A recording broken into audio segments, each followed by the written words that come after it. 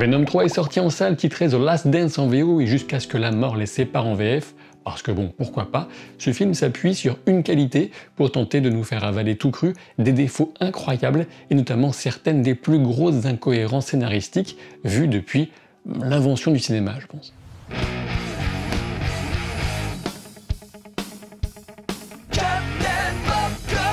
Je commence avec une critique sans spoiler, ensuite dans un second temps je vous détaillerai les symbiotes du film, les portes laissées ouvertes pour des spin-offs ou suites, et bien sûr les énormes débilités du scénario. En très résumé, sans vrai spoiler, donc Eddie et Venom se trouvent ciblés par une menace terrible qu'ils vont tenter de fuir, tandis que l'armée et les scientifiques américains de la zone 51, devenue 55, mais bon, étudient les symbiotes et se demandent comment sauver la Terre, tout en traquant Eddie eux aussi. Sur cette base, nous avons droit à une sorte de mélange entre un road movie qui se veut rigolo et un film de SF avec des militaires et des scientifiques pas d'accord, inquiets ou fascinés par la menace extraterrestre. On va être clair et concis, le seul point correct se résume à Venom et Eddie Brock, parce que Tom Hardy tient bien cette version paumée et désabusée du personnage, et parce que ce Venom est maîtrisé visuellement dans son design, ses pouvoirs, ses transformations. C'est encore plus subjectif, mais on peut y ajouter la partie humoristique du duo et de leurs interactions avec le reste du monde, c'est souvent n'importe quoi, mais bon, c'est assumé, et ça pourrait faire sourire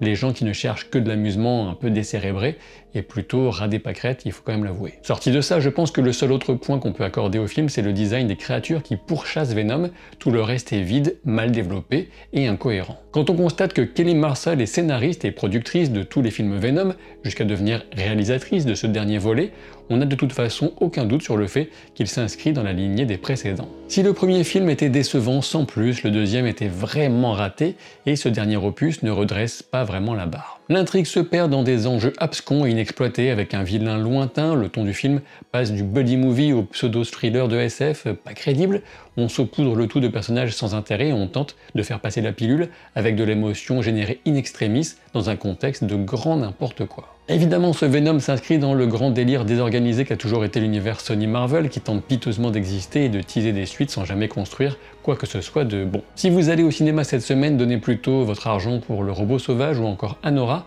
abonnez-vous à la chaîne et on se retrouve tout de suite pour les explications avec spoiler.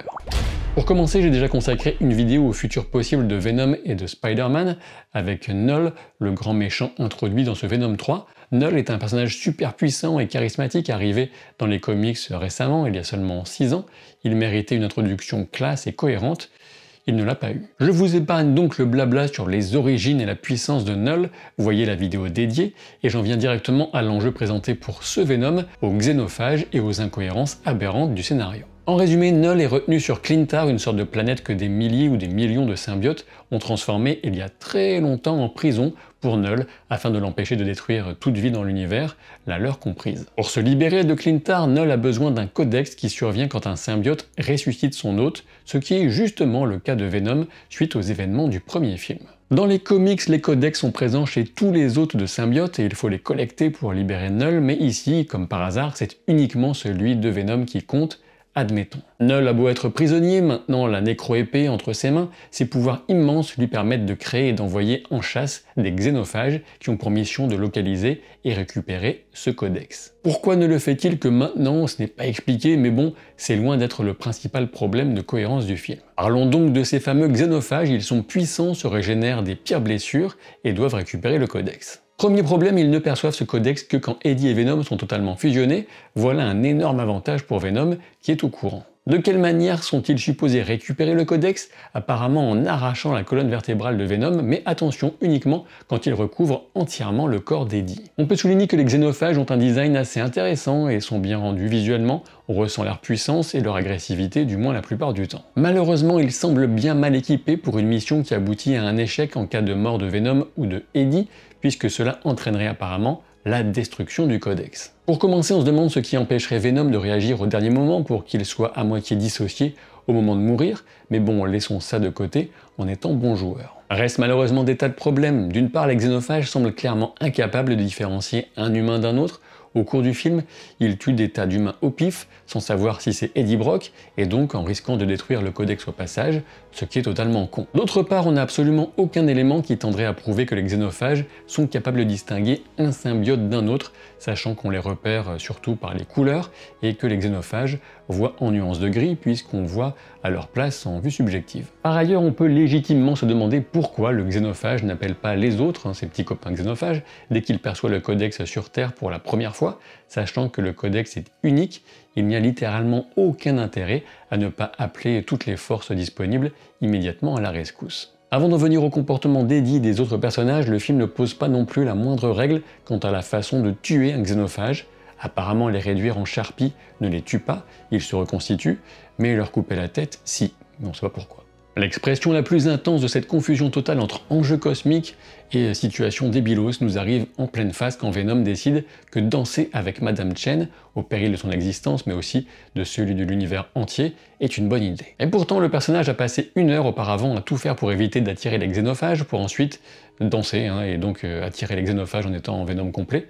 Alors bien sûr, on peut se dire que c'est pour souligner la personnalité, je m'en foutiste, de Venom, qui préfère danser plutôt que de s'inquiéter de la mort, mais bon, ça manque pas mal de logique interne. Mais ce qui est sans doute pire, c'est le comportement du général Strickland et des scientifiques, essentiellement Teddy Payne et Sadie Christmas. Encore une fois, pour être bon joueur, partons du principe, même si c'est évidemment problématique, que tout le monde pense que le symbiote est lié à l'inspecteur Mulligan, le pauvre, et qui n'est pas toxine a priori, mais bon, j'y reviendrai.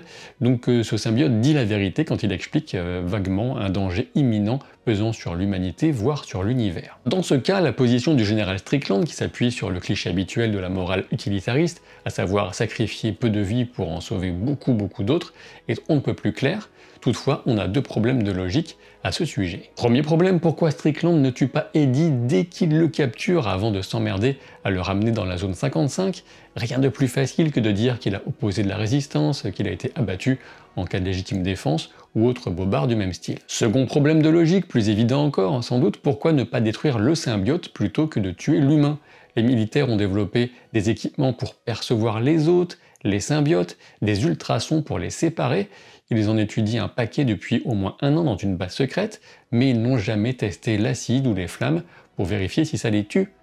Difficile à croire. C'est donc débile, tout comme le timing choisi par Strickland pour abattre Eddie pile devant 2 témoins, Teddy et Sadie. Toujours aussi débile la façon dont Sadie a décidé de récupérer Venom et de l'apporter à Eddie, alors que le film n'a jamais pris le temps de développer quoi que ce soit quant à sa vision personnelle des symbiotes, et notamment de Venom. Mais il faut dire que le seul développement du film sur ce personnage, c'est qu'elle porte une broche en forme de sapin, clin d'œil au fait qu'elle a le nom de famille Christmas, ce que le film ne nous dit pas d'ailleurs.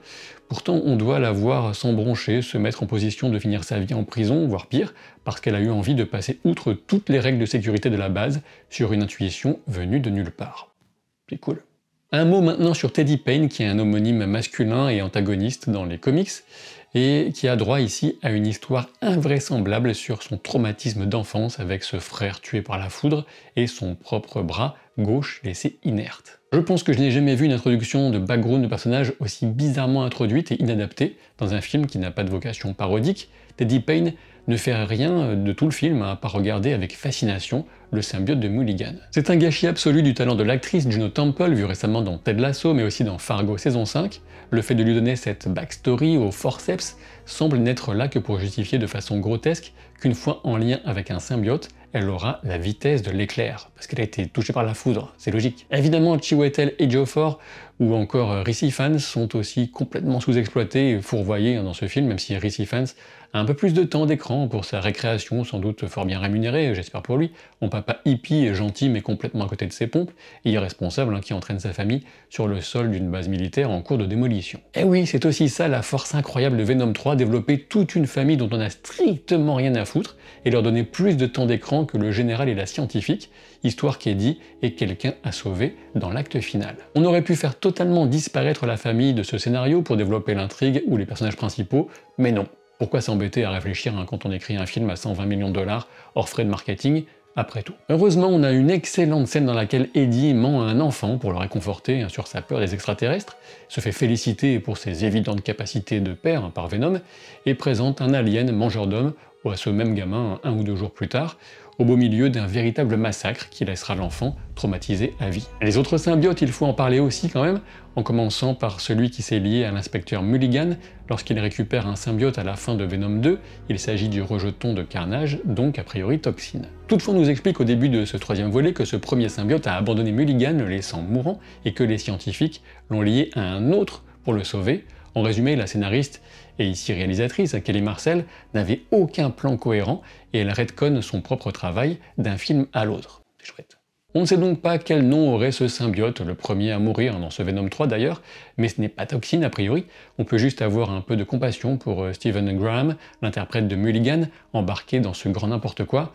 Enfin c'est mieux que de crever de faim faute de rôle, comme la majorité des gens qui partent vivre le rêve hollywoodien, je suppose. Et ensuite, dans le dernier acte du film, c'est la foire aux symbiotes, sans qu'on ne se prenne la tête à aucun moment pour nous expliquer comment ils peuvent trouver des hôtes aussi facilement, alors que le premier film insistait sur la difficulté de trouver une compatibilité.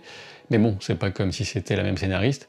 Ah si, merde. La symbiote la plus importante, mais qu'on ne verra environ que 5 secondes à l'écran, c'est celle à laquelle se lie Teddy Payne. Elle est clairement inspirée du personnage de Agony dans les comics, mais en y ajoutant donc des pouvoirs à la Flash, parce que tant qu'à faire n'importe quoi, pourquoi se priver? En parlant de Flash, on a aussi un militaire dont on ne verra jamais le visage dans le film, et qui survit apparemment après qu'un xénophage lui a bouffé les 2 jambes. Ce soldat s'appelle Thompson, et on peut donc sans doute y deviner une référence à Flash Thompson, l'ancien harceleur de Peter Parker au lycée, qui devient l'agent Venom dans les comics, justement après une blessure comparable. De là à penser que Sony mise sur le projet totalement fumeux et claqué au sol de nous sortir 1 voire 2 spin-offs autour d'Agony et de Agent Venom, il n'y a qu'un pas qui dépendra sans doute du fric que générera ce Venom 3 et du niveau de n'importe quoi vers lequel le studio sera prêt à partir pour maintenir son univers tout pourri. Quant aux autres symbiotes, on peut supposer que celui de Sadie Christmas est Lasher, avec sa capacité à générer de nombreux tentacules tranchants.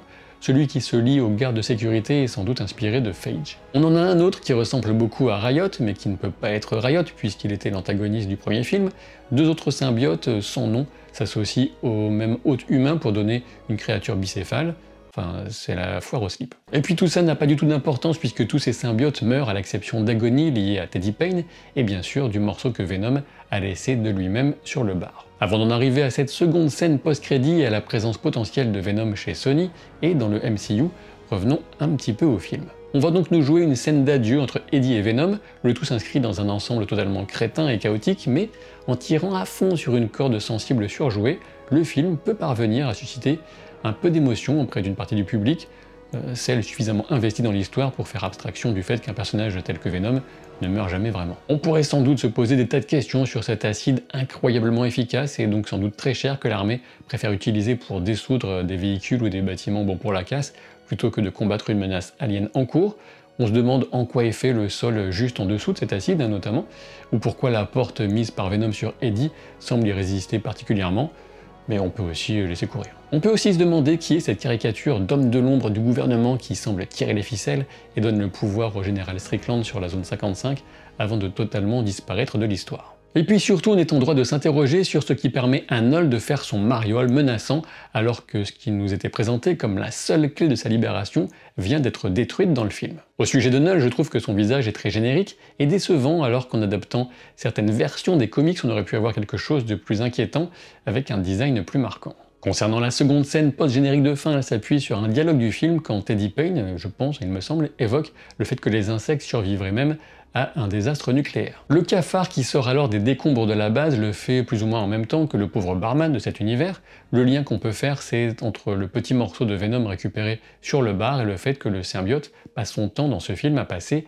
d'un animal à un autre. Ce qui est un peu ambigu en revanche, c'est que le tube de verre brisé pourrait correspondre à celui d'Agony, utilisé par la scientifique.